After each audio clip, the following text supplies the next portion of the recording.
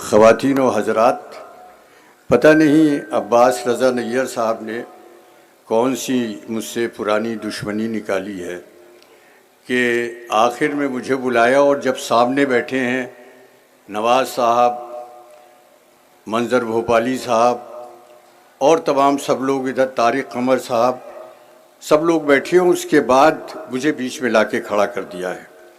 بہرحال خواجہ صاحب سے میرے کتنے پرانے تعلقات تھے، لوگوں نے کچھ کہا، میں صرف اتنا کہوں گا، جب وہ ایک ٹوٹی سائیکل پر چلا کرتے تھے اور میں بھی ایک ٹوٹی سائیکل پر چلا کرتا تھا، تو ہم اور خواجہ صاحب ایک ساتھ کبھی امین آباد میں اور کبھی نذیر آباد میں، تاج ہوٹل نہیں، تاج کی چائے مہنگی ہوتی تھی، چاند ہوٹل جو اس کے پیچھے تھا، یاد ہوگا ادیب صاحب آپ کو، جہاں ایک آنے کی چائے اور ایک آنے کا سموسہ ملا کرتا تھا، وہاں ہم دونوں بیٹھا کرتے تھے۔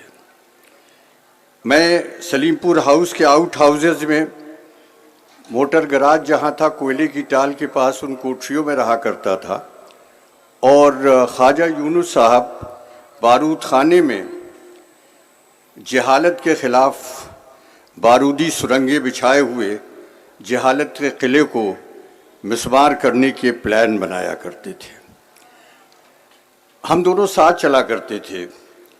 بعد میں کبھی اتر پردیش کی تعلیم کا ذمہ داری آئی، لیکن ہماری دوستی ویسے ہی چلتی رہی۔ آج یقین نہیں آ رہا ہے، مجھے بتایا اور مجھے بھی معلوم تھا کہ آج ان کے انتقال کو 4 سال ہو گئے۔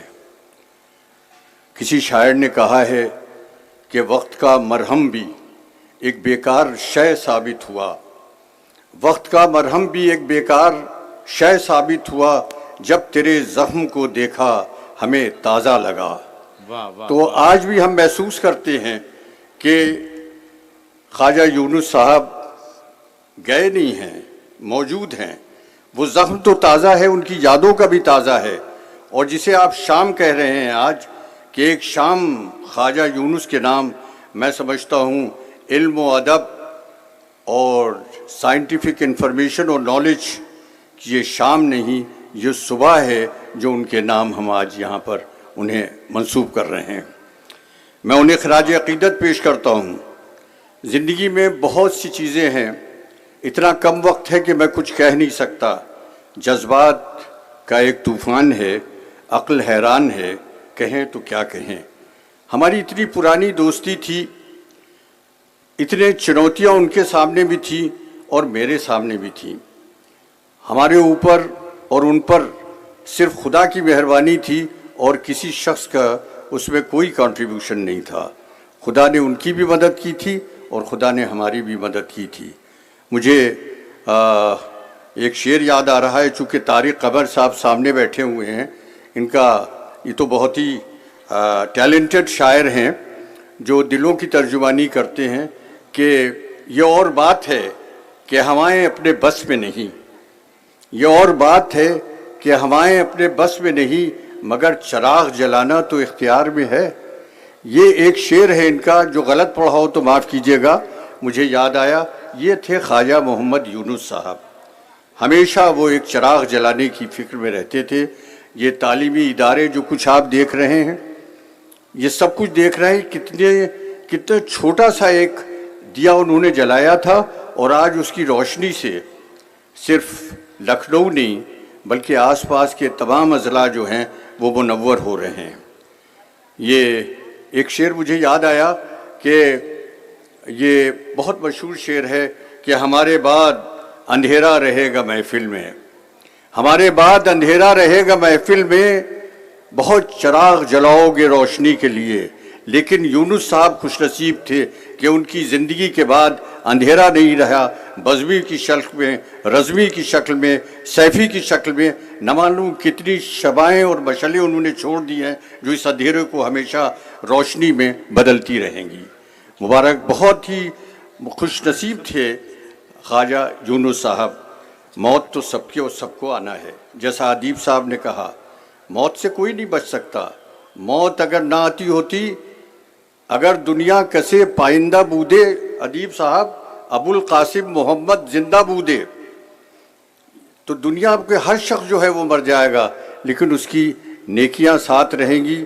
میں اپنی بات ختم کرتا ہوں خراج عقیدت پیش کر کے اس عظیم ہستی کو۔ ہماری ان کی بڑی دوستی تھی، ہم لوگ بہت ملا کرتے تھے۔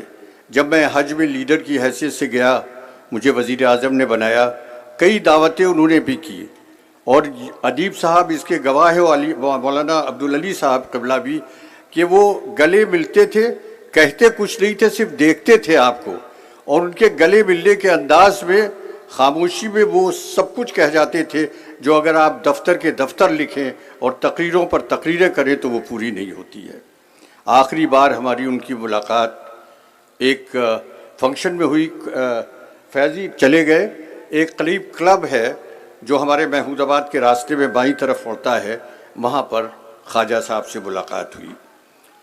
کمزور ہو چکے تھے، ان کے فرزند انہیں کھانا کھلا رہے تھے، جب میں مجھے دیکھا تو مجھے بلایا، میں بیٹھ گیا، وہ لوگ اٹھ کے چلے گئے۔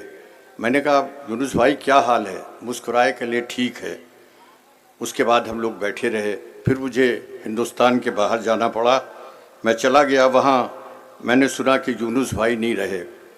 مجھے احسن طباطبائی کے 4 مصرے یاد آئے۔